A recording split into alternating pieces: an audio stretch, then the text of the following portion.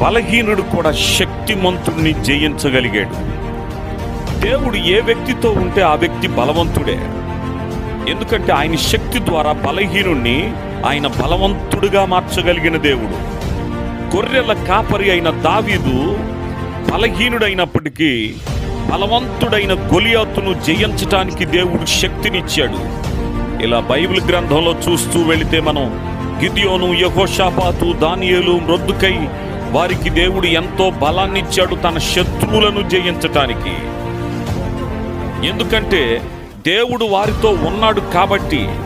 నేనంటాను, నీ విజయం నీ శక్తి మీద కాదు, నీ బలం మీద కాదు, నీ కండ బలం, నీ గుండె బలం మీద కాదు ఆధారపడి ఉండేది.